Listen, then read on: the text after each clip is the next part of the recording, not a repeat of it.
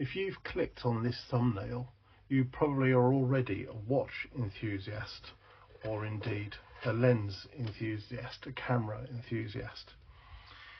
If you're an enthusiast and you're interested in watches, you're almost certainly already aware of the story behind the Seiko 6139s, particularly the yellow dial versions that have the name Pogue attached to them, because of the way in which Colonel William Pogue used one of these watches on a Skylab 4 mission in 1973. Now, if you're interested in watches, you might not have an interest in cameras and lenses, but if you do have an interest in cameras and lenses, you'll already be familiar with the Nikon 55mm 1.2s, and in this case particularly the NIKKOR-S versions 55 f1.2. But did you know that there is a connection between these two items, and that connection is space? If you did know, great, but if you didn't know, I'm Andrew from Specto Photography. Give me a couple of minutes of your time and I'll explain what that connection is between the two.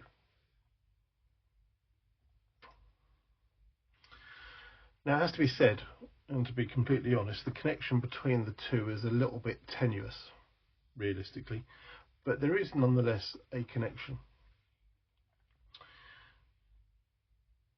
If you want to know more about William Pogue and his use of a Seiko 6139 in any sort of detail, there are lots and lots of articles on the internet about his use of one of these 6139s.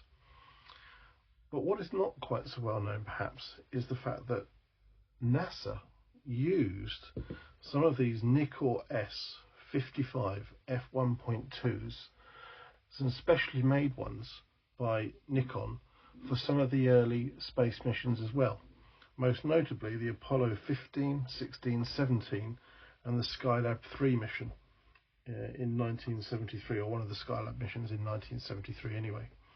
And they used a version of this lens on those missions. And at a similar sort of time period, Colonel Pogue used his Seiko 6139. So what is the connection? Well, in my case, and I didn't know anything about this connection until I sort of discovered two things, one separately about the watch and one separately about the lens, that sort of connected the two together. And about 15 years ago, I was looking for a mechanical watch, and nothing really took my fancy. But like so many other people, I've got a bit of a sci-fi interest, particularly things like Star Trek and all those type of things, sci-fi interest. And in looking for a watch, I found a story one day about the Seiko 6139 that was used by William Pogue on the Skylab 4 mission in 1972-73. And I was really intrigued by that and really interested in the story. So much so that I looked around for a similar type of watch. And fairly soon after making that decision, I found this one in particular. Now, this one in particular, I found on eBay. And what attracted me to it was that it was one of the earlier versions. So this is a 6139 6002. So not the same as the American 6005 exactly that William Pogue would have used, because the lettering is slightly different on the dial faces. But the actual movements and the cases are all the same, as far as I can tell. And this one was made in October 1971.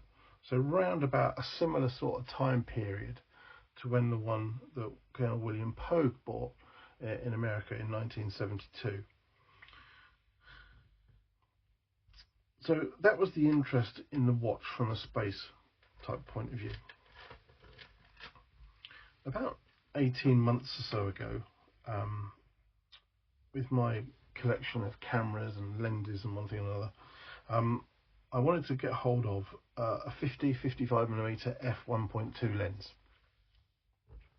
And I'd looked at different ones, Yashica ones, the Tomioka ones, Canon ones, and these Nikon ones. And for some reason or other, these Nikon ones seem to be considerably less in price, but they were still okay. And then one day, while I was looking, like I said, about 18 months ago, I saw this particular one come up on eBay. And what initially intrigued me about this one was the serial number. And the serial numbers on most of these that you'll find do not start with the 9. They start with a 1, as I recall. A 1, 8, I'm not really sure, but anyway, they don't typically start with this. These versions of the serial numbers that start with a 9-8 indicate that it was made between 1965 and 1967. And so this one in particular, with the serial number, means it was probably made somewhere in the middle-ish of 1967, just a few months or so before the end of production run in October 67, I think it was. But the fact that it was so old, and I particularly wanted a Pogue NIKKOR-S 55 1.2, this was really interesting.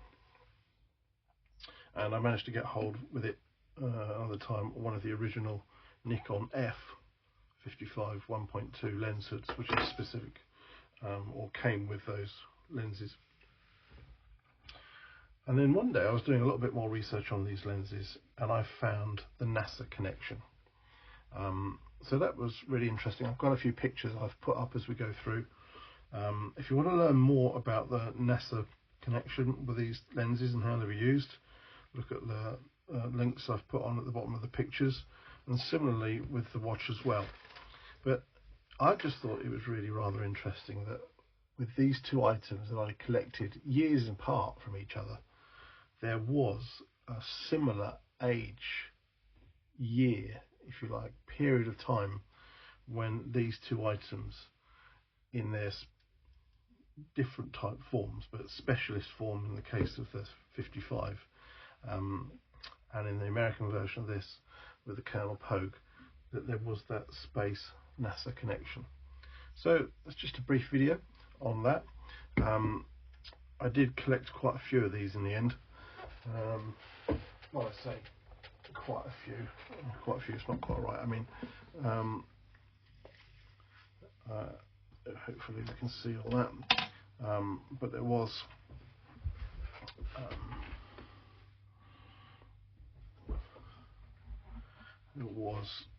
over about a 5-year period or so, I collected 10 6139s and a couple of 6138s as well.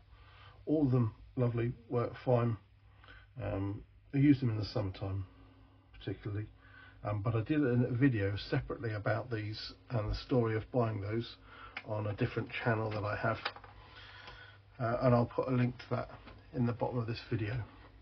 But if you like cameras and watches, then there might be a link somewhere else. And if you know of any other links that have to do with cameras and lenses, more particularly lenses or cameras that have a connection to space along with a watch connection, then drop a line, put a message in the comments, and we'll find out together. I'm Andrew, Spectator Photography. Thanks for watching.